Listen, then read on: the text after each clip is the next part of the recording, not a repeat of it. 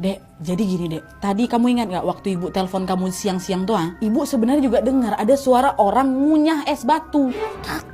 Rutak gitu. Ibu samperin lah, ibu pikir kan itu kamu ya kan. Dan ternyata waktu ibu samperin ke dapur betulan ada kamu di depan kulkas sambil pegangin satu wadah es batu. Dan waktu itu dek pintu freezer yang di atas tuh juga kebuka. Di situ ibu bilang, "Adek, stop dek, jangan makan es batu terus kamu." Nah waktu ibu bilang gitu, kamu bukannya stop, kamu malah balik badan. Kamu liatin ibu sambil melotot, kata mamanya. Nah dari situlah ibu menyadari bahwa apa yang ibu lihat itu bukan kamu yang asli, bukan Zita yang asli. Karena apa? Karena Zita yang ibu tengok itu dia nggak punya bayangan dek. Dan kakinya nggak napak di lantai, kata mamanya. Stop.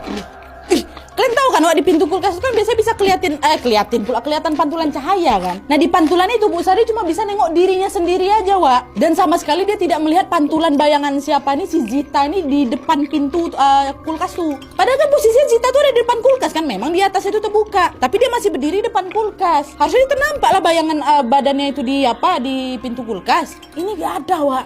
Dengar penjelasan itu mereka semua yang dengar pun jadi kaget bukan main Wak. Di situ nggak mau kalah, Bang Dharma juga buka suara. Dek, sebenarnya gini dek, yang kamu lihat sosok laki-laki di atas lemari itu abang juga nengok kok, makanya abang suruh kamu lari cepat, jangan tengok ke belakang. Dan sebenarnya juga nih dek ya, sosok perempuan bergaun hijau yang tadi kamu ceritain itu abang juga sempat lihat tadi siang tapi di dekat kulkas. Ada apa nih dek ya?